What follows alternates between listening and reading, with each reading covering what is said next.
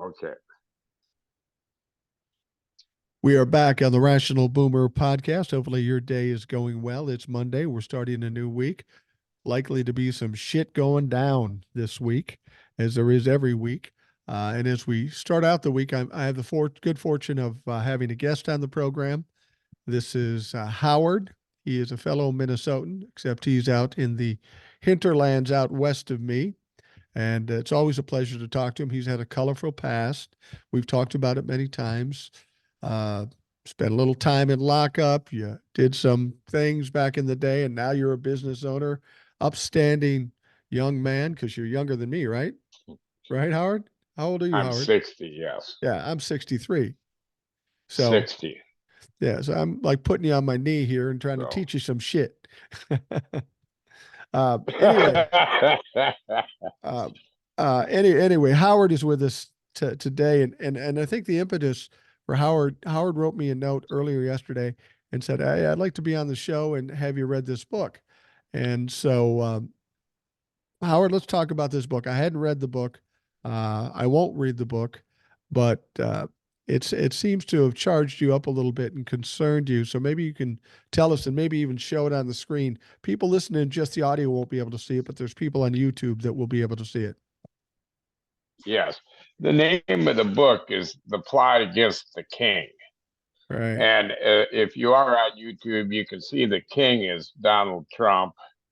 And this is supposed to be Hillary Clinton. And this over here is Kash Patel.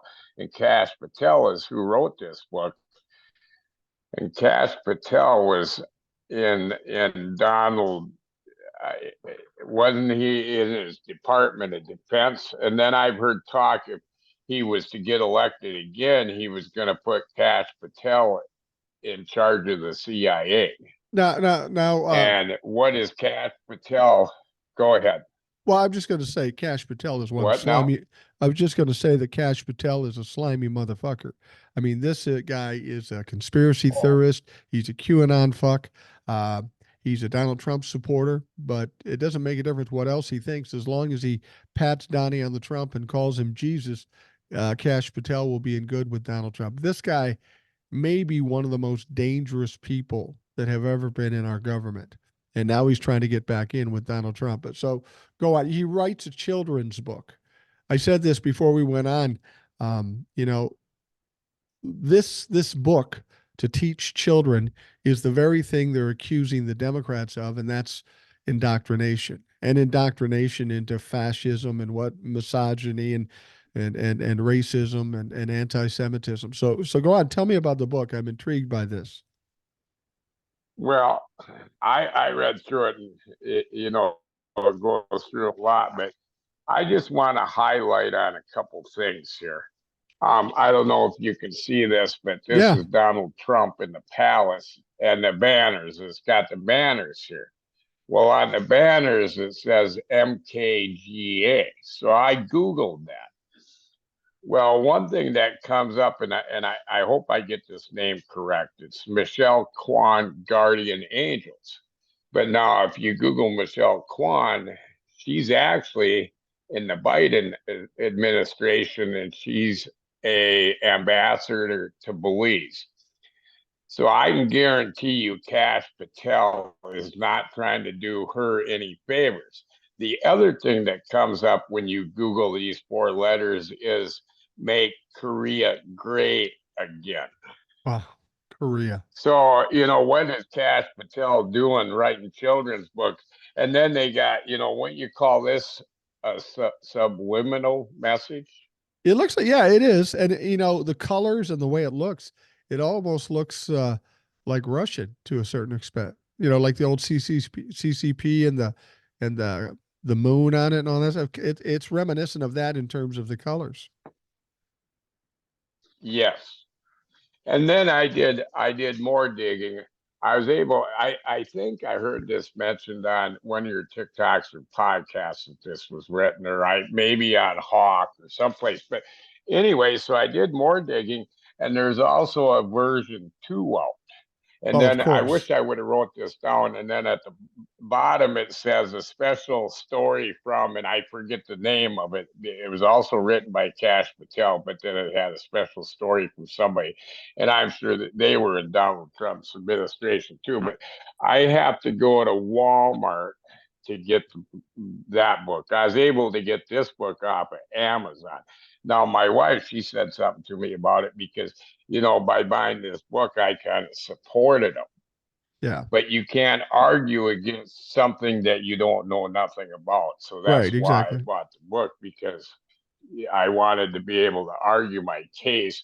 What is somebody like who Cash Patel is, like you say, he's a slime dog. Well, he's got to be in Trump's administration. Why is he writing children's books? This, you don't hear a lot about this kind of stuff. This kind of stuff needs to be brought out in the open too. Well, and that's the kind of thing that happens. You'll probably get a call from Cash Patel and he'll say, "Oh, you're the one." I can't imagine he sold a lot of those books because certainly liberals aren't going to buy it. The dumbass Republicans don't want to educate their kids and they can't read themselves. So I'm guessing the market for that book is pretty slim, unless what they were trying to do is fool people that it's just a fun kids book and then slip in the Donald Trump reference along the way. But that's the real interesting thing about this, the insidious ways that the likes of Donald Trump and the people around him are trying to get their messaging out. It's frustrating because it is so insidious and so covert. Um, it goes back to like when we saw everybody attack the Capitol. We we immediately thought that, oh my God, a bunch of Trumplefucks lost their shit and just attacked the Capitol. But since that time, we found out about different strategies, different angles, and this was a deep, deep plan for a long period of time. And I think that is the most disconcerting thing, to know that, you know, under the radar, we've got people plotting for months and years and such, and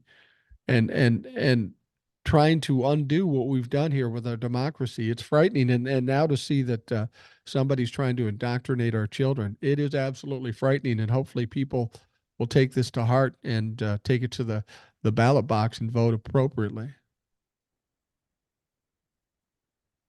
Yeah, no doubt. I'm going to order that next book too. And then the more I dig, the more of this type of literature I found. And by the time I get done, I may have a stack of them. But you got to have information to fight disinformation. So Absolutely. that's why I do that. But yeah, you know. Well, when you read So the I do just, you, yeah. you What? read you read the book, or did you have your wife read it to you, or what would you do? No, I read the book, but it didn't make a lot of sense to me. It's kind of like Donald Trump talking. It just didn't make a lot of sense. Was it basically trying to But say the how? pictures are good. Yeah.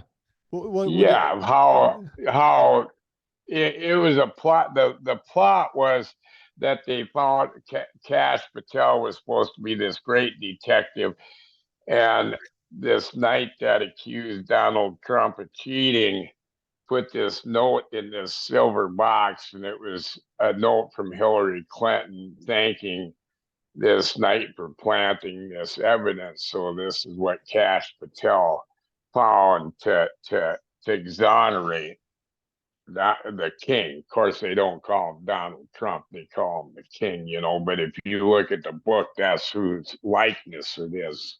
Right. So Well. The thing about it is that it's really kind of frightening to see to what lengths they will go.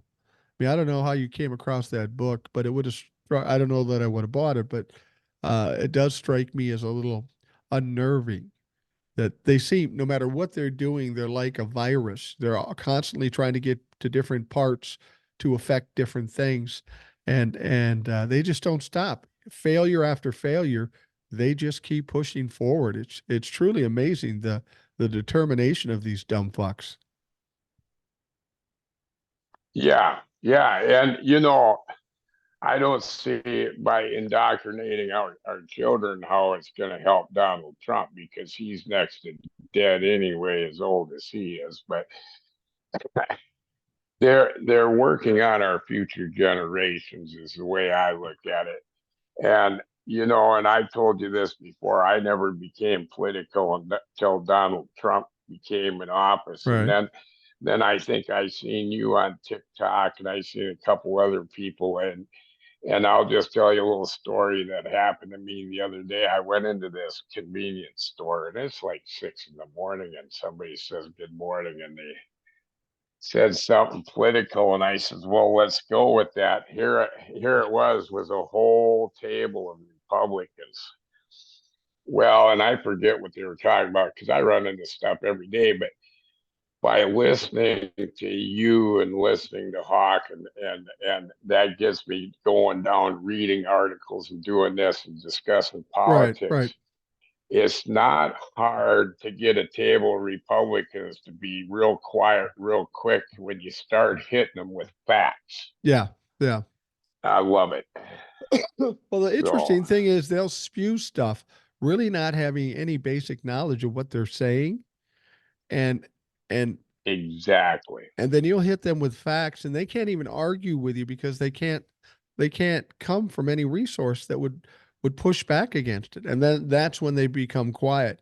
But the weird thing about it is that still doesn't change their minds.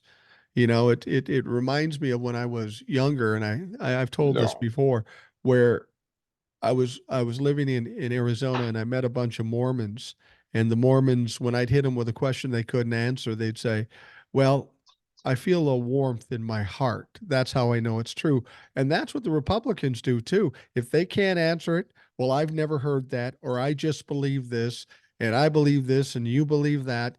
And it's just a bullshit answer. They can't argue the points because they are absolutely and completely wrong. And you would think that would open their eyes up and say, maybe I better look at this, but it doesn't.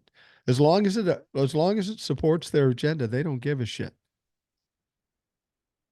Well, and they've got them. I don't know how to say this. Is the Republican Party has got their members so worked out of shape because I told you this one other time. I got a buddy of mine that was devout Republican, and now he calls himself an independent because I shoot him down every chance. But he says, "But I won't become a Democrat." And I tell him, "Well, where do you get your information about not wanting to be a Democrat?" I says, "You're getting that from the same Republican Party that you say you're leaving. So you're still believing their information. What Democrats and Republicans are not enemies." And then, like this the other day, when I had that little discussion, when I got done with them, because they're farmers and I have a business here, I says, "Here's one thing you got to remember. We all were maybe not born in this county, but we were all raised in this county, and we all attend the same baseball and basketball games, and our kids go to the same school. We're not that much different. Right. Why are you getting mad at me because I'm a liberal and you're a Republican? Well, You and should that's not be mad at me for that and part." and that's the thing. It's kind of like I've said that this country is kind of like an abused child, having an abused parent. And so a lot of people are really, really sensitive about this stuff. But it's interesting anytime you deal with a Republican and you push back on them. I've trained myself in my life never to lose my shit, never to yell, never to scream because it never works out well for me. So I've always stayed calm and just said facts.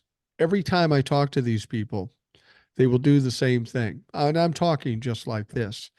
When they can't answer the questions or they feel like they're made to look stupid because, well, they are stupid, they get mad and then they'll say, "You're acting unhinged." No, I'm not. I'm just sitting there talking to you. I asked you a simple question. You can't answer the question. So now you've got to make it look like I'm the crazy guy. But as you stand there and you're not the crazy guy, it confuses them. They don't know what to do.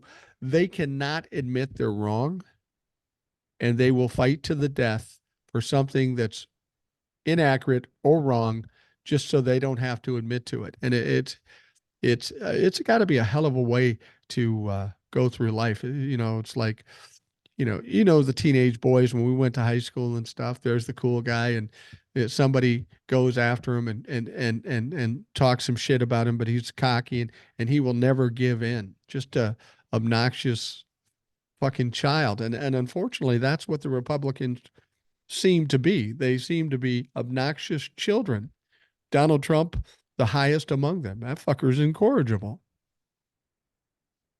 Well, the other thing, the Republicans have been blinded right from day one because the other thing you hear is Republican means conservative. I've never seen a Republican politician do anything that was conservative, and my taxes have never. I've always done better with a Democrat in the Yeah. office. That's all Well, and yeah, and then you get somebody like Donald Trump. And you know why he was a Republican? Because the Democrats would not let him run. And the difference between the Republicans and the Democrats, look how long it took the Republicans to get George Santos out of office. right. The Democrats would have had him out of office in 2 weeks. Absolutely. I You know, really believe it's that. funny. Donald Trump gave a speech, I think it was in New Hampshire or Iowa or something, and he was talking about he brought this out like he did in 2020. Said if Joe Biden stays in office, we're going to have a depression like 1929. Later that day, it was announced that the Dow Jones had broken a record at 37,000 points, which is 7,000 points higher than it was when Donald Trump left office. Then he had the audacity to kind of admit that Biden's doing well with the economy. He said, "Well, they're just running on the fumes of my administration." Well, if I remember right, the economy was pretty well crashed with COVID and all that shit, so there were no fumes for Biden to ride on. Biden just did the same thing that Obama did after George W. Bush, brought the fucker back. I heard that same story about the 37,000. The only thing that I heard different is they rang that bell at 37,000 points 20 minutes before Donald Trump gave that speech. So Oh, he was it? wasn't listening to the right No, news channel when he made that speech. definitely not. Definitely not. I, So, I and don't even get me. Okay, no, no, go go ahead. ahead. No, no, go ahead. I was just Oh, talking. I was gonna say, don't even try to tell me Donald Trump's a good businessman because, yeah, I guess suing small time labor people is good business. Bankrupting every casino he's ever owned, if that's good business. Right. Just, you know, am Yeah. I wrong because I pay my bills in my business? I don't know. Well, the ironic thing is that they're on Hunter Biden about not paying taxes, right? Well, when Donald Trump was confronted Yes. about not paying taxes, he said, "I don't pay my taxes because I'm smart." But now somehow it's different with Hunter Biden. He's not smart. He should go to jail. And now, there's any number of Republicans I'm sure we can pull out that don't pay their taxes. There's tons of wealthy people. You're a businessman. And I'm just thinking here, I've been in business for myself. You're in business for yourself. We look at Donald Trump, and for the life of us, we cannot understand how he sustained, except for the fact that daddy gave him $400 million. How might your business be if dad gave you $400 million? I think you'd probably be a little farther along than you are. I would sure hope so. And I think about that all the time too, because I know people that have been given a golden spoon. And the way I judge them is what they do with that spoon. Right. Donald Trump was given that golden spoon, and all he did was shit all over it. I mean, he would have been He's better off taking the he 400 million and going to Bali and just live the rest of his life quietly. That would have been nice. I mean, it would have been yes, lazy, but it would have been yes. nice. I'm gonna figure out how to Google this too. I'd like to know the last time Donald Trump had any significant kind of loan from a bank in the United States. Well, I think it's been a long. I The, think it's the been a long last time. how many years? yeah, the last how many years he's been borrowing from the Russians, you know. Well, we know he's been borrowing from There's a Deutsche Bank, reason. Yeah, and they said and enough that's is enough. Russian owned, right? Well, it's not Russian. I don't Okay, know that it's Russian owned, but it's Russian influenced. And my theory has always been okay. with Deutsche Bank is this: it's just kind of a laundering thing to get Russian money to Donald Trump, because they put a lot of money uh, uh, into Deutsche Bank. Deutsche Bank has been under investigation for laundering money with Russia many times, and they always borrowed money to Donald Trump. So all we know about with what he's done with taxes and business, it's not crazy to think that Russia put money into Deutsche Bank and then Deutsche Bank gives it to Donald Trump, and it's an indirect way to try to screw up the paper trail. But in addition to that, we also know that Don Jr. at one time, well before the presidency, said, "Oh, we get all the money we need from Russia." So we know he gets a lot of money from Russia.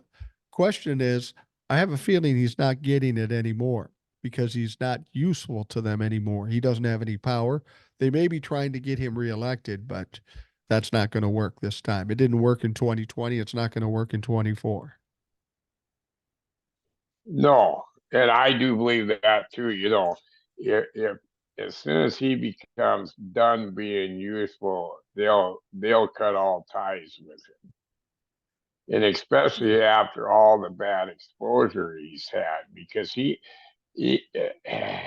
even if he doesn't get elected, he ain't going to get nowhere near any top secret information anymore. You know, and let's go back to him being a criminal. And I say, you know, and I always hear you guys talk about that. He'll be locked up before the election. You know what? I pray to God for that because I've been in that freaking criminals justice system, and that's the slowest moving system I've ever seen in my life. And we're already coming into 2024 in what 15, 16 more days, Yeah, and that's election year. I hope, and I guess you know he shouldn't even be allowed to run because yeah, well, you might be able to beat 90 indictments, but you ain't gonna be able to beat 91. I mean, all you got to do is have one. So right, right, exactly. if, And there's no way if he's beating them all.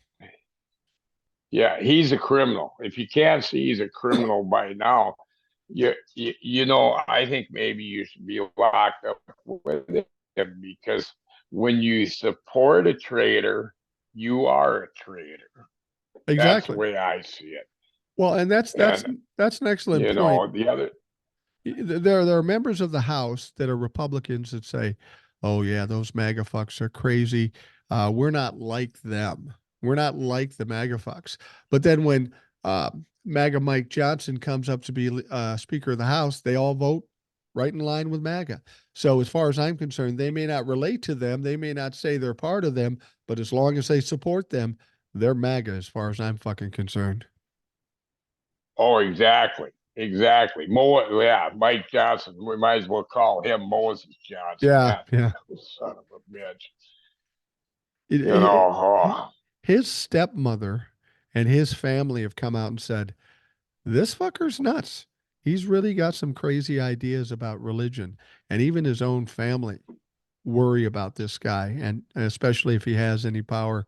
All you have to do is listen to this guy talk. And what I find strange is that some of these people, like Ken Buck, who wouldn't vote for um, Jim Jordan because he's too crazy, but didn't think twice about voting for MAGA Mike.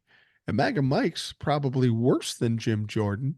He just was newer and he made fewer enemies. So he was more able to he, get elected. But he's as bad as Jim Jordan, if not worse. he's. I think they're going to drag some shit up on Moses Johnson there. But let's go back to Jim Jordan. Why is he still in office with all that SA that went on with him and them wrestlers? And them wrestlers have come forward. Here's the damage how are we going to repair the damage? Like, how about all these votes that George Santos was in on before they finally Yeah. got rid of him? How are them votes even valid? And then you got somebody like Jim Jordan in there, and he's got SA all over his background. He needs to be convicted. And then you're going to have all these indictments that'll be coming down. Let's say Margie Taylor Greene on helping on January 6th. But now all this time they've been voting on stuff. Why isn't there a way to take them out? Because how can they be allowed to do more damage and more damage and more damage? This is our country too. Well, the reason that is the case is the same reason I hear from everybody, and the one thing most people say to me is they'll say, we got to have term limits. And I agree, we have to have term limits. Unfortunately, the only person that can decide that they have term limits is them. They're not going to vote against their best interest. And that's the same with the Marjorie Taylor Greenes, the George Santos, the Jim Jordans. They're not going to vote against their own self interest because they've got a slim margin as it is. It's one or two now. Yeah, but now term limits wouldn't have got George Santos out of there No, because he was a first time. And same with Marjorie Taylor Greene. Is this her second time through or first second time? time. Yeah, it's her And the second time. same with Lauren. What's her? Yeah. So I don't think term limits would apply to them. I think No. we have to get something in place where if they've done illegal shit, that they can be dealt with before they're actually convicted in a court of law. Because how can they represent our how can they make laws if they're law breakers? Well, and that's it. That's You it. know, But the point I was trying to make in comparing the two, the term limits in this is they're not accountable to anybody but themselves. They're set up to police yeah, themselves as yeah, far as if these people get kicked out. It's not unlike the Supreme Court. You know, we don't have a code of ethics, but we're ethical until they're not ethical. But the only person that can hold them accountable is them. And if that's the case, it's never going to happen. And that's why we don't have term limits. That's why we have people like Marjorie Taylor Greene still in office. It's absolutely absurd. And it's as if our government has kind of gamed the system. Once we get here, we want to do what we want to do, and we don't want to be held accountable for anything we do because we're going to be doing some shady shit. And once we get done with this dumpster fire of the Republican Party and get them out in 2024, even if it's just all Democrats, we got a lot of motherfucking things to fix in this country. This government is not running properly. It's not running for us. It's running against us. And that shit's got to change. well, and you can't really blame it all on the Republicans because this has No. gotten to where it has by both parties not doing anything about it. That's what I hate to say. But Well, it's, yeah. even if the Republicans, the Democrats haven't tried to do anything about it either, Well, once they you get in know. there, it's about So, making money for themselves and their buddies. They only do what they have to do. They won't go above and beyond to yes, help the country or help the people. And I've got a perfect example of it. And they got burned by it. During Obama's thing and times before, they could have codified Roe v. Wade, but they got cocky about it and Roe said, v. "Oh, Wade, nobody's ever yes. going to do anything to that." And here we sit now with Roe v. Wade being overturned. And I had Old Soul on the show a while back, and she really opened up a lot of people's eyes of just, it's one thing you and I to sit here, a couple of old men that aren't going to have to deal with abortion at this point anymore. But when you really hear what women are being put through and how they're being treated on this, it's fucking appalling that this kind of thing happens in this country. It's really disconcerting and it's upsetting. And because I have a granddaughter and some other younger female family members, I'm worried about that. That should not be the case. This country should not be behaving like this. Yeah, it's like what went on in Texas with that woman, and she was pro-life before that. And then Kenny Paxton had to weigh in on that, and that's another fucked up Republican down there. They tried getting rid of him, but and I don't remember why they couldn't get rid of him. So he's the most, and they say it right on the news too, that he's the most crooked AG there is, In and history. Yeah. he's still making decisions about women. Why is he allowed to be an AG? They tried to get rid of him, but I suppose that's a red state, so it is hard to get rid of another Republican in a red state. Yeah, he's making I decisions don't and know, he's overriding doctors on medical decisions, and that's outrageous. But Old Soul made an interesting point when she was on. Um, she wouldn't say it outright because she's trying to be appropriate, and I'm sometimes a little less than appropriate. But she was surprised of this particular case, Katie Cox going through all this. And at first, I wasn't sure what she was trying to say, and then I got what she was trying to say. The weird thing about this woman being run through the ringer for her abortion situation is because she was a middle income white lady. She wasn't a black lady or a woman of color. She was a white lady, and it's surprising that they would rake her over the coals instead of just going under the radar and hoping nobody notices. But this could be a turning point for Texas because we know 70%, 75% of the country support Roe v. Wade. That's Democrats and Republicans. That's in red states and blue states. Once they brought this to the surface, this Katie Cox, and watch how she's being persecuted by the Texas government, you might be able to see that may be enough to turn a state like Texas into purple or blue, even because people are scared to death. Like you say, this woman was pro life. She was all about pro life up until the time she needed an abortion. And then all of a sudden, she needed the help. And I understand why she needed the help. Uh, Republicans want everything black and white. You can do this, you can't do that. And that's not the way the world is, and that's not the way we as humans survive. There's a lot of grays and things that don't match up to whatever anybody's agenda is.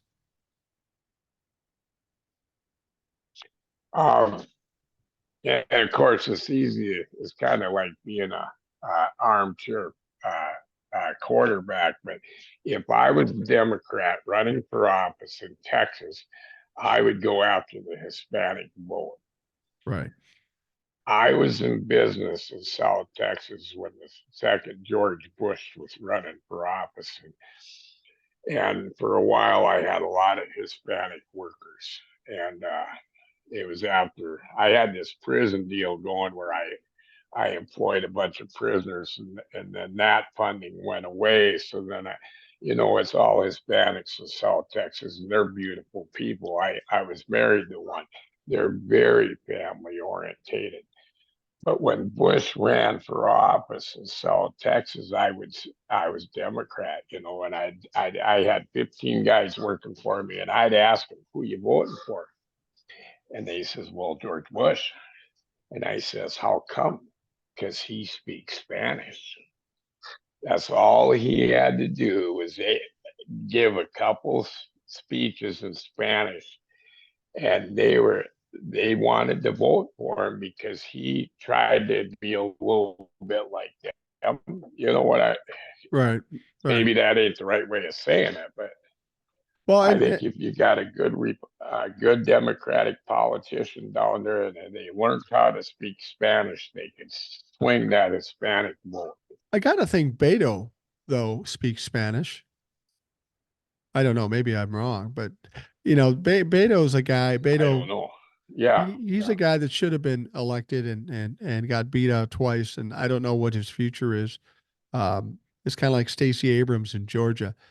I mean, here's a woman that should have been elected to the governorship or whatever. She is an incredible politician. She's an incredible woman, and the fact that she's sitting on the sidelines, at least not in public office, is a shame. And the same goes for Beto. But there has to be a turning point in all this. In terms of uh, people waking up. When I've always said people don't react until they get bit in the ass. You have to wonder in Texas when this white woman goes through all of this that she's gone through, if that might not wake up some of the Republican Party and go, holy shit, this could be me. This could be my daughter. This could be my granddaughter. We can't have this. We're not going to let our daughters die just because Ken Paxton thinks they should. Well, and that's you said that before too, and I'm about like you. I've never had any good luck with pissing a woman off, No, no, no, no, no, and no. I would think they've done that now, and because of that, hopefully some of them women will vote blue. And like I don't know where I was listening to this at, but even if their men don't like it, they can tell them anything until they walk behind that curtain, and then women can vote any way they want. And hopefully, after all that shit that went on in Texas, women all over the United States see that and it clicks. We need to vote blue. We need to vote blue. Well, I think nationwide, you know, if, as I've said this before, if we don't have anything else going on but that issue with Roe v. Wade, I think that's enough to sink the Republican Party in total in the national uh, elections, like the presidency, like the Senate, like the House. Um, there are young people coming in droves now that are going to be voting, and they don't like this shit. I mean, they're looking at old people like you and me determining their destiny. We'll be long dead, and they'll be having to live through that. I don't think these young people are feeling that too much. I think they're tired of our shit and want to decide what they're going to have to deal with when they get to be our age. Taylor's a Swift. She's a sweetheart, and she's getting them young people out to vote. And I got this buddy I was telling you about, but every time I walk in this house, he's got that fucking Fox News on, and they were talking shit about Taylor Swift because she is getting them young people out to vote, and that scares them Republicans. So Oh, now that like Fox News, they're trying to put her down and trying to make her inconsequential. But I think the harder they push on her, the more damage it's going to do to them. I've met a lot of Taylor So, Swift and then fans. that's another thing. Well, I met a lot of Swift fans, and I've got them in my family. And these people are some loyal fans. And I've told them, I said, I only know a little bit about her music. It's really not my era, so I can't say I'm a fan of the music. I'm not a fan. I like the music I've heard. It's just not my stuff. But the fact of the matter is, I have a lot of respect for this young woman whose image is important for her career. And when people told her, don't talk about politics, don't do this, she said, fuck it. This is important to me. I'm going to do it. And she laid it all on the line and it worked for her. And I'm convinced more and more people would get applause more than canceled if they spoke their mind and said what they believe. I'm not big on celebrities telling us what to do, but she is such a force. I mean, I've said before, I think Taylor Swift has more power in this country than any fucking politician on either side of the aisle. She has more pull, more power, more loyalty than any other politician you can pull up, and that's Donald Trump and Joe Biden included. Exactly. And is she telling us how to vote, or is she just telling the young people to get out and vote? I don't think she's trying to influence them which party to vote for, although we know usually on younger people, they're going to vote Democratic Party more than not. Well, and really, But I think she just pushes to get people out and vote. that's all Yeah. she really has to do is get people out. I mean, this is Yeah. the apathy that we saw in this country over the decades and decades through our lives is why we're in this position now. People just weren't interested enough to get involved. And then we see in 2020 this amazing amount of people that vote. And the reason they voted is because they're scared to death of Donald Trump. Like I said before, until it bites you in the ass, people don't react. The government will handle it, or I'm not voting, I don't have time. Now people are saying, fuck it, I'm going to go stand in line and vote because I'm fearful about what I'm going to deal with in the future and what my kids are going to deal with in the future. And I think that fear is still there, maybe even more so coming up to 2024. I think we may see more votes in 2024 than we even saw in 2020 because so many more young people are coming of age and being in a position to vote. And the last thing the Republicans want right at this point is anybody under 50 voting because they're not going to vote for Republicans. And I hope so. I hope that's true. I hope people get out there and vote, and I hope they vote blue. Yeah. Well, and So, but like, I think they I will. don't know. Go ahead. No, I've And said I all don't along, know I'm where confident. people go ahead. No, we got a little delay in this and we're walking over each other, but Yeah. you go ahead. I said what I was going to say. Well, and I don't know where the statistics come that most young people vote blue, but if that's true, I hope Taylor Swift gets every young person out to vote. I really do. Yeah, I do too. So, And I think we will. I think we will see that. I tell you what, we're going to take a quick break and we'll be right back. okay.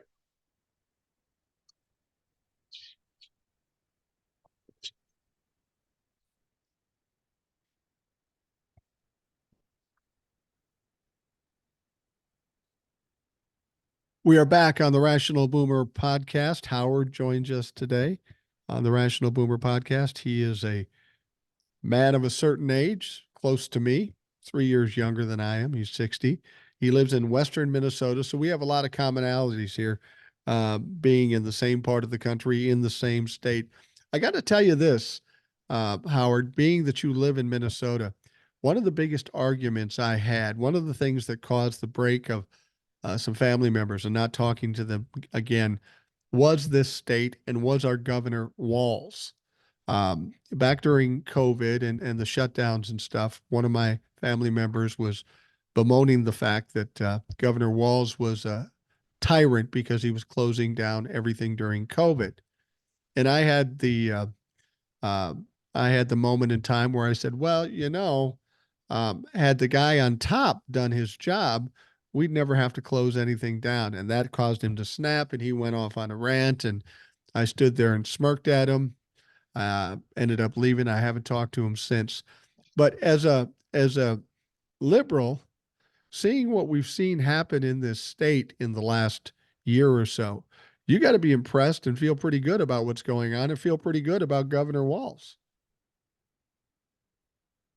Oh, at first, and I'll put it to you this way. I didn't know what to think of Governor Walz, but I did a little research into him after he made a couple great moves. And one of the best moves that I seen him make was he got free lunches for all the children. Right, right. And anybody, how can we be so stupid not to want to invest in our children? They're our future.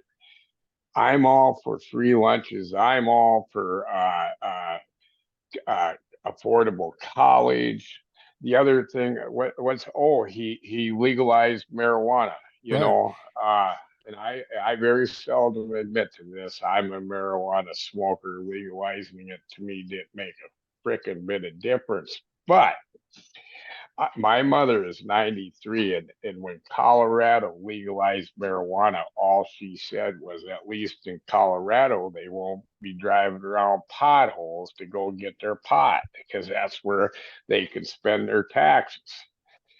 It gets sold in this state all the time anyway. Why aren't we collecting taxes on it? The only thing that I had against Governor Walz is that he took too long to do it. And the other thing that disappoints me about Governor Walz is I wish there was more talk about him. I think he'd actually make a great presidential candidate. I was thinking that too. I've seen him on some national shows and I'm wondering, I mean, I don't see him as a candidate for 2024. I don't see anybody right at this point other No, than Joe no. Biden in 2024. But we've got the Gavin Newsoms. And to be honest with you, Governor Walz might be a possible candidate. He's not as tall and handsome as Gavin Newsom or some of these others, but he's gotten some shit done. I mean, not just the marijuana, not just the school lunches, but a lot of shit he's gotten done in this state, and it's almost unprecedented. The only thing I would think about with Governor Walz if he was to run for president. He might appear to be too progressive, too far left. And I think what we're heading into after 2024, the far, far left and the far, far right are going to kind of fall by the wayside. People will naturally kind of settle back into the center left or center right. I think that's where the country wants to be normally, reasonable, but in the center, not radical or wildly one way or the other. And I'm afraid he might be considered way too left because of all he's gotten done.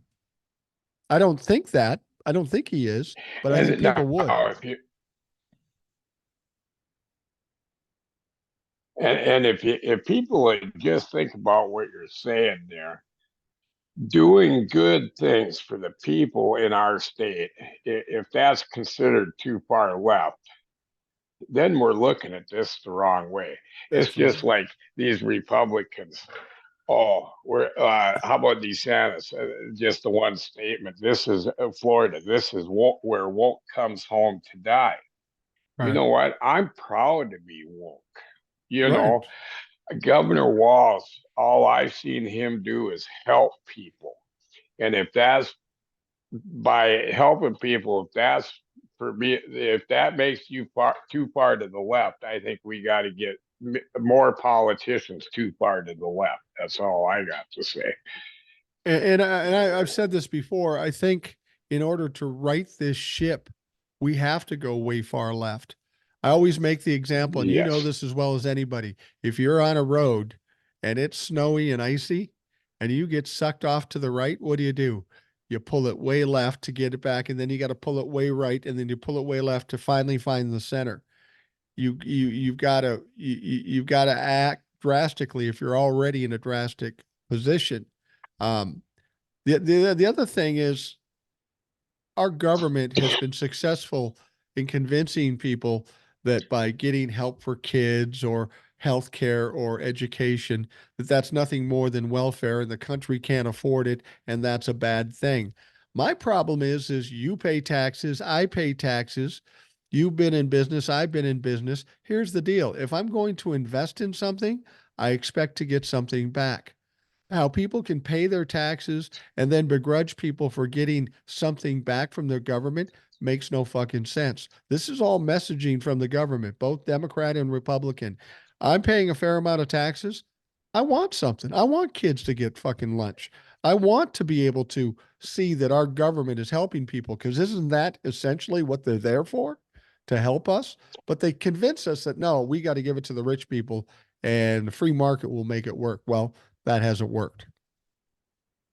I love when people bring stuff like that up because this was part of that deal the other day. And I'll tell you what happened is I have a tree business and we were doing some trees in the county park for the county. And I go in and somebody just made a smart aleck remark about, well, that's our tax money at work. And I says, yeah, it is. Aren't you glad? I says, I've never seen any politician give us a tax break that ever lasted to any amount. So No. we're going to pay taxes. We're not going to get out of paying taxes. But at least when I'm out there doing that, I said, you can see your taxes actually working for you. And ain't that what our taxes is about?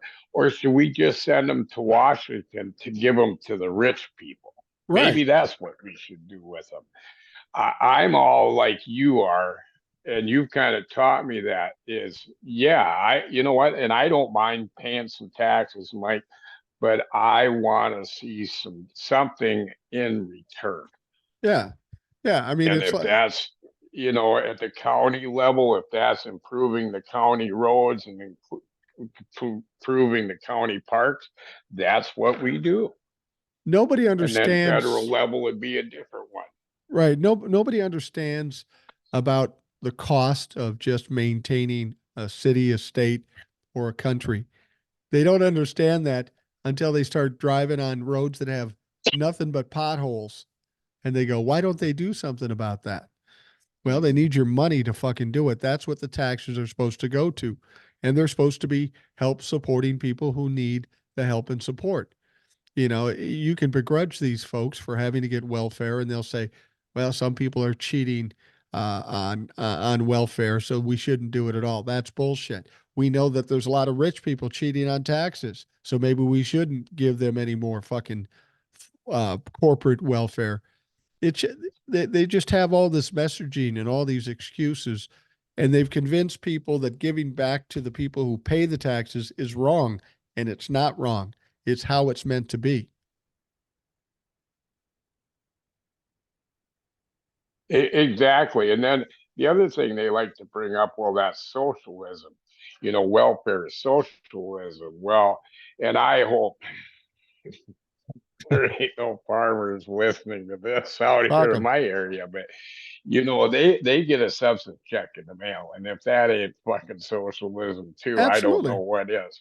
And yeah, and it's bad manners to ask them how many acres they're farming.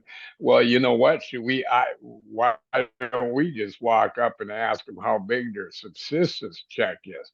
Or the other question you could ask them is your subsistence check bigger than the tax check that you had to send in? And if it is, how come you're getting more taxes back than that you're paying in? Because I'm sure not. That's socialism. We're subsidizing our farmers, and I understand why we have to do it. But I hate it when they come around and they talk about people on welfare and they talk about they don't want socialism. Well, them farm payments are socialism. Absolutely. This country is full of socialism. Everywhere you look is socialism. I mean, all you have to do is look at the red states that hate socialism the most. They get more money from the They blue have the states. most of it. Yeah, they get most of the welfare from the blue states. So they put in these people's minds socialism is bad. The fact is, we've got a lot of socialism going on in this country, from social security to fire departments to police departments to fucking libraries to school districts to whatever. It's all socialistic at a base, and there's nothing wrong with it. Because if we don't have some give back by the government, then we're just sending money in that they're stockpiling and doing whatever the fuck they want with. And I'm sorry, I don't accept that.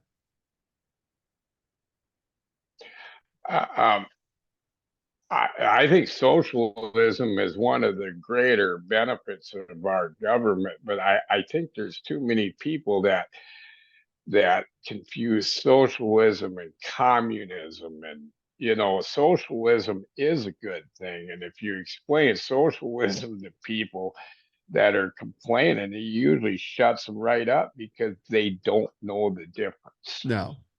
And that's one of the things that we have the biggest problem with Republicans. They spew shit, but they really don't know what they're talking about. They hear the talking points, they hear the trigger points, and they just repeat what they hear from Fox News or the politicians. And then when you, like we were talking about before, if you press them on the issue and say, "Well, what do you mean by that?" They got nothing. They fucking got nothing. Now, and I'm glad you brought up Fox News again too, because here's something that, and I hate to go down another rabbit hole here, but That's all here's right. something else I was thinking about the other day. Fox News got fined for putting up all that disinformation and this and that. Right. How come they aren't dismantled and taken apart? Because by them putting out that disinformation, I feel that they're a threat to our national security, just like Donald Trump is a threat to our national security. If we don't stop our threats to national security, we might as well give our country away. And Fox News, I just feel they're a threat to national security because I they think give out so much disinformation. Yeah, I think the media is largely responsible for the divisiveness in this country, because everywhere you go, you get a different story. And if I'm talking to somebody who's a Republican and I say, "What about this?" and they say, "I never heard that," is that their fault? Well, kind of, because they're only getting their information from one source. But the reason why Fox News can get away with it is because they're not a news channel. They're classified or registered as an entertainment channel. They act like a news channel. And the other thing is too, the Republicans got rid of something called the fairness doctrine way back when. Remember the old days when somebody would say something on Yes, TV and they'd Ronald say, Reagan. And they'd say, "Hey, I get equal time." Well, that's gone now. There is no accountability in that sense. And that's why I've always said there was once a time when journalism was a thing, you know, uh, Huntley and Yes. Brinkley, Walter Cronkite. There is very little, if any, journalism now. It's all mostly tabloid shit. You know, when we used to sit and watch A Current Affair, that was kind of a cheesy tabloid thing that gave news, but in a different way. That's how all news is. Hmm. It's all sensationalized. It's all scandals. And it's just about fucking with the emotions of the people watching it. It's not about informing them at all. Yeah, and see and let's go back to this Fox News, and I've heard too that it's licensed as an entertainment channel. Right. So, and that's the part that I don't understand. If it's licensed as an entertainment channel, how can how can they have a news department as part of that entertainment? News isn't supposed to be entertaining. Because they're not accountable to anything. Everybody says, well, I'm going to get the FCC on them. FCC doesn't oversee those fuckers because they're not broadcast. They're cable. That's the thing is people always say, why don't we get the FCC on this guy? They're not broadcast. They're cable. And until somebody is accountable or holds some kind of power over them, they're going to do whatever the fuck they want. And the problem with Fox News and OAN and Newsmax, whoever watches it are dumb enough to believe whatever they see. Now, if I sat down and watched Fox News or you watch Fox News, you would sit back and go, oh, that's bullshit. That's bullshit. These motherfuckers just suck it all up and believe everything. It doesn't matter whether it's substantiated or not. Yep, yep. And the only reason that I kind of know what's going on in Fox News because I got that buddy, and that's the only channel he ever has on his Yeah. TV. And now at least when I come in, he turns it down because I'm like you, I'll pick it apart. Then if he wants to question it, I'll tell him why. But I'll call him on the phone and he'll say, "Oh, I'm watching the news." My first statement is, "Oh, you changed the channel finally." And It's he says, "No, I'm watching Fox News." And that's not news. it's interesting. I've noticed with people I've talked to that were big time Trumplafucks, they are changing their tune. I had a situation, and maybe you've experienced something like this too. I have a friend that I've known for years, worked with him, partnered with him on certain things. He was a big time Trumplafuck. And while this was all going during Trump's reign, uh, I'd argue with him, and he couldn't be be get his mind changed. Even though he was an educated guy and a smart guy, he was all about Donald Trump. Well, I hadn't seen him for a long time. And I walked into his office recently and said, "Hey, how's it going?" And we're talking about old times and stuff like that. And I said, you and I have known each other a long time. We're friends. Um, I have a podcast now. She goes, yeah, I'm familiar with it. And I said, since you're the opposite side, it might be interesting if you came on the show because we can talk in decent terms. We know each other. We know where we come from. We know everything, and we can do this counterbalance. I'll talk about the Democrat liberal side. You talk about Donald Trump and tell me all the things you've told me up to this point. And this is what he says to me. He says he gets this kind of downtrodden look on his face, and he goes, you know, I've been so busy with business I haven't really thought about politics at all lately. So I don't know that I'd be the one. This is somebody who's acknowledging that they were wrong without acknowledging they were wrong. They're smart enough to see, oh, I was fucking stupid there, but they won't own up to it, and they won't continue to back what they had been backing fervently for years. And I think we're going to see more of that. Nobody will admit they were wrong. They'll just kind of slowly step away and say, there's nothing to see here. Well, Mike, I hate to say, but that's a flaw in the male. In Yeah. being a man, you never Yeah. want to Yeah. admit you're wrong. But the other the other wrong thing I see with the people that are finding out they're wrong is they're still going to the same sources for their information. Right. It's like this guy I deal with, and he's a very good friend of mine. It's like change the channel, listen to another different news channel. Nope, nope, I'm not Republican, but I'm still watching Fox. That's the only news channel there is. Well, how can you change your thoughts on anything if you don't change everything with it? Well, You might as well just say, well, I'm still a Republican. and I think we all have to do that to a certain extent.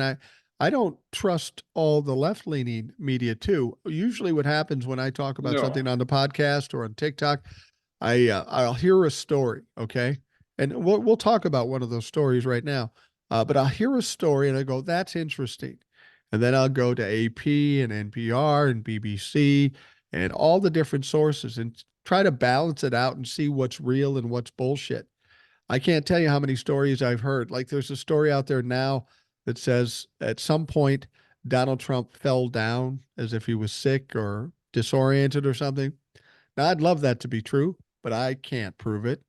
I've never seen anybody report it except some clown on TikTok saying, "Oh, this is what I've heard." Now, I would never talk about that as a real news story unless I could verify it. And I think in this day and age, with the way the media is, we got to verify everything. We can't trust anything we hear. We've got to get several corroborating points of view in order for us to believe it. And people just aren't willing to work that hard. They want it handed to them. I heard that too, and maybe you did it on a TikTok. And I'm like you. You got to see it different places, but that was the only time I ever heard it. So I kind of wondered because Right. I would really think if Donald Trump took a spill, it would have made a lot of news places. Yeah. That would Would have have been a been big story. publicized pretty good. Yeah. Yeah. Absolutely. Well, Yeah. Now given the that, other thing, and you brought this up. Go no, ahead. no, Go no, ahead, Mike. keep talking. We got a delay here, so just keep talking. Well, you brought something up, and this I think is before we started the podcast, and that was that new evidence that they're talking about with Mark Meadows. And now I've heard a little bit about that, but now it sounds like kind of a ghost thing to me. So if it can't be produced, what it's not doing us any good, right? How do they know it was out there? I've heard you talk about it. Where did you go to learn that this is actually a real document? Because how do you know if it's real if they can't find it? I will tell you this: uh, all classified documents are cataloged one way or another, and that's why when they went to Mar-a-Lago and grabbed up some of the documents there, they know that some are missing because there's Okay. cataloging that the National Archives has. But in that story, I've heard it from tons of different sources, and you're right. If we don't see it or don't know where it is, um, how do you know it's true? And somebody like Cassidy Hutchinson came out and talked about it. Just so the people at home know what we're talking about, there was a report that came out that there is a binder. They said this binder was like 10 inches thick and it had to do with evidence regarding Russia's election interference. And it shouldn't have even been brought to the White House, um, but it was brought to the White House at the behest of Donald Trump. What Donald Trump was trying to do is trying to get evidence to support the fact that Russia didn't have anything to do with the election. So he was having all this evidence brought to the White House. Now, the interesting thing about that, if this evidence, assuming it really exists, showed any evidence that there was no um, involvement with Russia in the 2016 election, I'm guessing we would have saw it because Donald Trump wanted to declassify it and support his point of view, but we didn't see it. And what's even more suspicious is not only did we not see it, but it disappeared. It doesn't exist, presumably now. Now, the interesting thing about this um, is that Mark Meadows is involved in this situation because Cassidy Hutchinson said and I trust her because she's one of the few people that have been honest. She saw him with that binder, saw him leave the White House. Now, he claims he didn't. But here's the interesting thing. Didn't Mark Meadows just get complete immunity from Jack Smith? And Mark Meadows is the last person to be seen with this alleged evidence. Now, a lot of people are thinking, well, he'll just hand it over or whatever, or he'll get off the hook. What people have to understand is Mark Meadows got immunity for the January 6th insurrection. He did not get immunity for classified documents. This is an entirely different situation. And it's not like the classified documents in Florida because this happened in Washington, D.C. So it wouldn't be thrown in the mix, assuming it's going to get indicted. It wouldn't be sent down to Florida. It's going to be done in Washington, D.C. So this spells, assuming it really happened, and I think it did. The reports that are coming out in Cassidy Hutchinson, I think it did. There's enough that tells me that it's true. There's going to be some indictments over this. Mark Meadows could get indicted over this and go to jail over this, in spite of the immunity he has for the insurrection thing. But Jack Smith is a wily motherfucker, you know? And we know what's going on down in Florida with the classified documents and how that judge is trying to delay stuff and help Donald Trump. What if that's more of a distraction and the classified document issue is the one that they're talking about now? Because that's the one that, the ones sitting in Mar-a-Lago are illegal, but there's no proof that he's given it off to people or letting people see it. But the situation in Bedminster, where he showed it to members of the press, and this document now that's disappeared, who's to say Jack doesn't have it in a vault someplace? Who's to say he doesn't have it? And this is how he's going to hammer Donald Trump finally with the classified documents. That may sound crazy, may sound like a conspiracy theory, but I don't put anything past Jack Smith at this point. And and I thought about this too, and you just kind of reconfirmed it. If Jack Smith has got it, if Mark Meadows walked out with it, that could be a bargaining chip for Mark Meadows. Oh, hell yeah. To use, so if Jack Smith has got it, that'd be one avenue way that he'd gotten it, through Mark Meadows. Right. But let's go back to the beginning here with all these classified documents. And yeah, everybody that's whatever should be convicted if they've handled them wrong and whatever, like especially Trump. But I've never heard them talk about how are they going to keep this from happening again. And I get they found some with Biden where his car was or ever, and then Pence had some. Isn't there's got to be a check and balance system where they got to set up a room?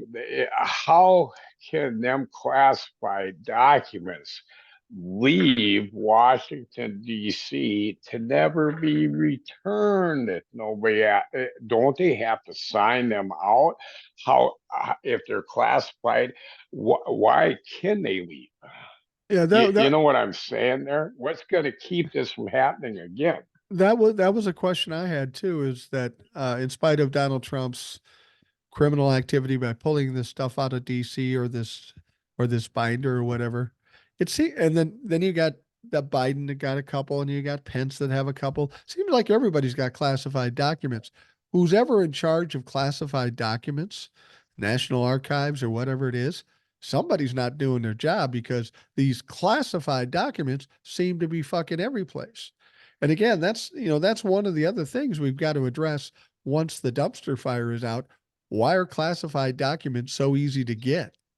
Because Donald Trump had no problem pulling out 40 boxes of documents and bringing them to Mar-a-Lago after he wasn't president anymore. I mean, I think part of it is that when you're president, you have a lot of power and authority over people, and you can pull stuff out of your ass and do whatever you want. That's another thing that needs to be addressed. We need to take away this whole thing about a sitting president can't be indicted.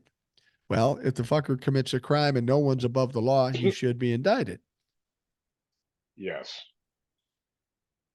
Yeah, it is an issue we need to fix. Because if they're classified documents, that means it's a danger to have other people see it. And it sounds like anybody could see this shit. Donald Trump's reading it to a fucking press crew. And we've got binders going out with Mark Meadows. Now, Mark Meadows maybe have turned it over as a bargaining chip to Jack Smith, but that motherfucker we know also burned papers. So we don't know if he burned those papers. Yeah. And I thought about that too, Mike, is if we can give Donald Trump credit for anything, is that he showed us how flawed our system is Absolutely. and what needs to be fixed, you know, and Yeah. and and I never realized how bad our government was flawed. But yeah, I look at Donald Trump, and you're kind of, I know you can relate to this. When I was a drinker, I had this personality, and I still have it. But when you drink, it just gets larger. Right. Right. Well, Donald Trump was a fucking criminal, and making him president was like putting a criminal on alcohol. It just made him a bigger criminal. Just it was like intoxicating. The power was just intoxicating to him. Well, yeah. I know what you're saying because So I quit drinking, 33 years ago, something like that. And when I drank, yeah, this personality was like 20 times bigger. And that's not pleasant. At least for my wife, it wasn't pleasant. And I said, "Fuck it, I'm not doing this anymore. I'm getting too old." But there isn't a intoxication factor for Donald Trump.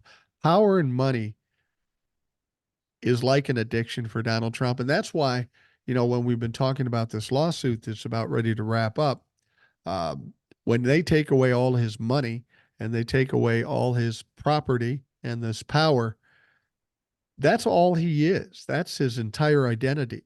And I'm going to be interested to see what Donald Trump looks like when all that's taken away because that's his entire entity. I feel like he's just going to be a fucking shell. And then after that, it's like going to be like kicking a puppy because he's got nothing to fight back with. I think it'll ultimately kill him. For one, he's not a young man. And like you say, his money and his prestige and his power is who he is. And once we strip him of that, he, it, it, I could, yeah, I don't think he's going to be able to cope with it. If he don't snap and be let off in a straitjacket, it's going to give him a heart attack and kill him. Yeah, no, I don't doubt that. He's not a healthy guy physically or mentally, and he's got more pressure than any human has ever had. Uh, I was saying this to somebody, and as a former bad guy, maybe you can relate to this. Maybe you can validate what I'm saying here. People are saying that he's done more crimes than uh, any ex-president. And I'm thinking with 91 felony charges, he may be the most prolific criminal ever. I've never heard of a criminal with 91 or 100 felony charges, let alone a former president. This is this has got to be unprecedented because the indictments are still potentially coming. He could walk out of there with 150 felony charges, and I don't remember ever seeing any case for anybody under any circumstances with that number of felonies. I'm going to have to Google that because I've been interested in that too. And like John Gotti, I doubt if he even had near that many indictments. No, no. You know, I I I I had 15 or 16. I can't hold a bump to Donald Trump.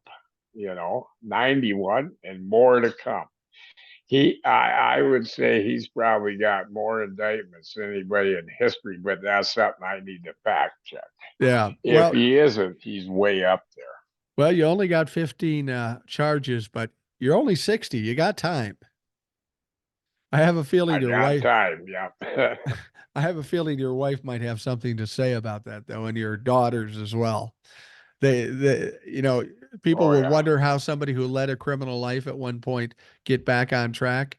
You get a wife and a bunch of daughters, they'll straighten your shit out right away.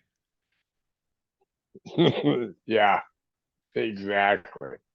But and I've gotten pulled over, and then I've been told, "Oh, you got a hell of a record behind you," and I say, "Yeah, but you can tell I'm retired by looking at it." Yeah. And I think about that all the time too. I can't go back and change my No. past. I'm so grateful I've learned from it, and I got a lot of stories to tell my grandkids. Well, you should write a So, book because I can only imagine. I mean, I think we all have stories, but to have gone through what you've gone through and to come out the other side and successfully have a business and a wife and a family and all that, that's impressive. I mean, we all make mistakes in our lives.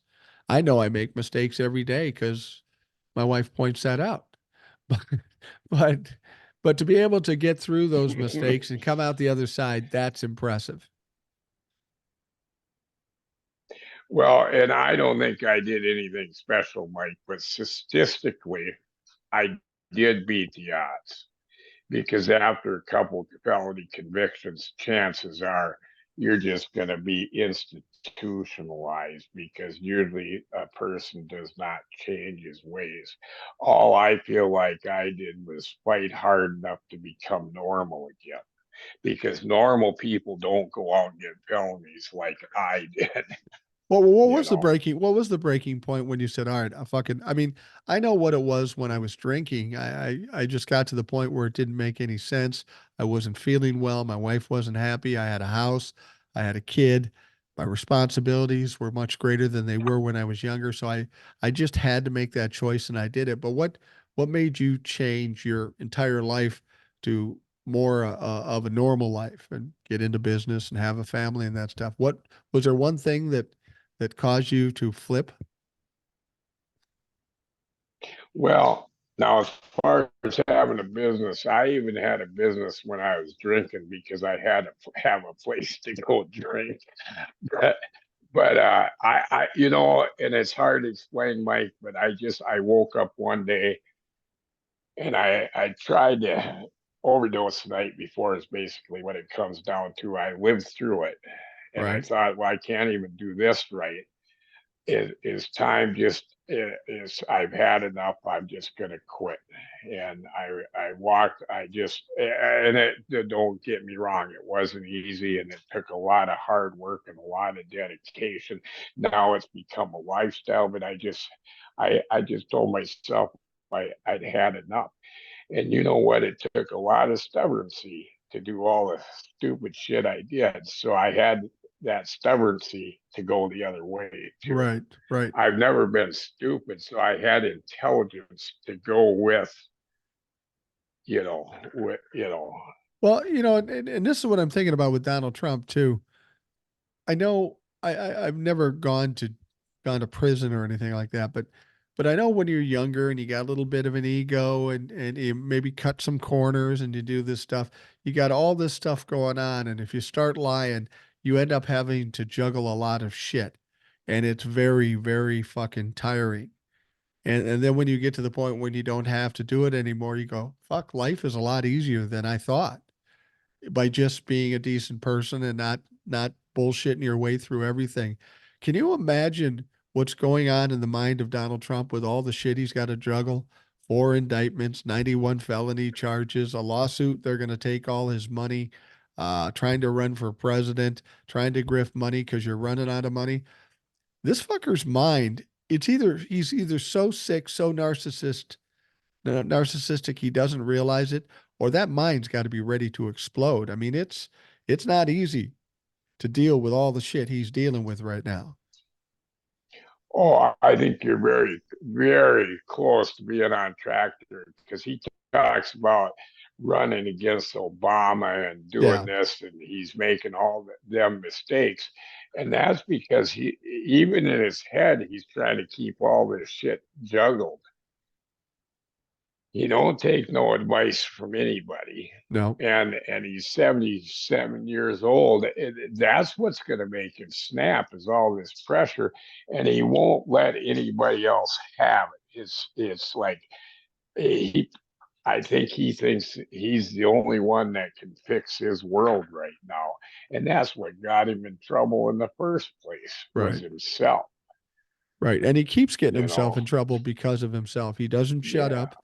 I'm convinced that when he was president, if he had just said, I'm going to shut up, I'm not going to start yakking about myself, I'm going to take some advice from people who know better, he would not be involved in any of this shit. It would have gone under the radar like it always has. But like you say, because of who he is, the positive thing that Donald Trump has brought is all this shit has come to light.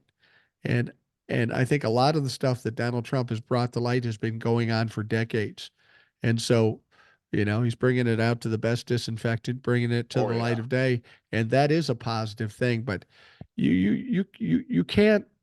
It's one thing if you and I did what little thing we did to get out of our way of life at 35, but when you're 77, going to be 78, it's hard taking a piss, let alone trying to fucking straighten out your life at that point. You don't know any different by that point. Right. You couldn't imagine life any different at that point. Yeah, it's So, it it's yeah, Donald Trump ain't smart enough to know he's the dumbest man in the room. well that's the thing that troubles me more than anything, and it surprises me. He's not a very bright man. I mean, he's either not very bright or he's No. so deluded because of his mental afflictions that he just doesn't grasp it. But he doesn't make smart choices. He doesn't do anything to save himself. Everything he does just drowns him further. And then he just doubles down, triples down, and makes it worse. I mean, it's surprising he's survived this long.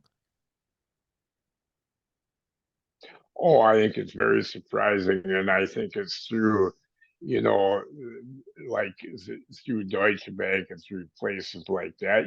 He's never been intelligent. He's always been bailed out.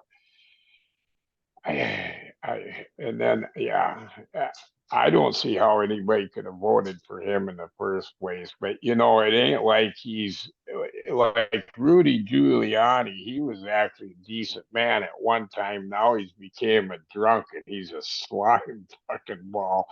But Donald Trump, he's been stupid all the way through his whole life. That's why he's bankrupted about every business he started. It ain't because he's intelligent. He's been an idiot his whole life. He don't know how to be any different. He don't have the intelligence to be anything else. No, that's true. Well, we're going to wrap things up, but I just want to ask you about Rudy Giuliani. Here's a guy who's going to be bankrupted, probably go to prison in Georgia. He's 79 years old. What do you think the future holds for Rudy Giuliani at this point? Just fucked? That's the only thing I can say. Death, Death, yeah. death. He's and you know what? If you're in Rudy Giuliani's shoes, it'd be the only thing right now you'd have to look forward to. Wow. And that big settlement, I kind of wonder about that big settlement because now was that inside job there where he can appeal it because it's so large and buy him some time? Would have them two women been better off with, let's say, a $10 million settlement where they could have maybe taken his apartment, sold it, and gave it to him? How are they going to ever collect $148 million from that sleaze bag, Well, I don't think they or will. 148 million? Yeah, I don't think they will. They'll try to collect something, but it won't be anywhere near that. Um, but um, No. but the important thing to remember is with Donald Trump in his lawsuit and Rudy Giuliani in his lawsuit, if they want to appeal it, they have to put some kind of bond down. I don't know that it's the whole amount. It's not going to be the Yeah. 148, but he's going to have to put a significant percentage of that amount down, which he can't do. Now, here's the other thing about Rudy Giuliani that people don't know, or I didn't know. Rudy Giuliani put up no defense He provided no evidence. That's why they got the summary judgment. They kept begging him for evidence. He never provided the evidence. Now, you can appeal this thing, but when you go, you probably know this, having probably appealed things. Don, Rudy Giuliani, after he lost this case, he said, "Well, the evidence is going to come out, and it's going to prove I'm right, and I was telling the truth, and all that stuff." But in an appeal, you don't get to introduce new evidence. You're appealing over something that happened with the evidence in the first trial. And if you provided no evidence in the first trial, how the fuck are you going to appeal it? Because you can't bring in new evidence that Rudy claims to have. He's fucked either way he goes. He's not, nothing's going to happen here. He's not going to make it.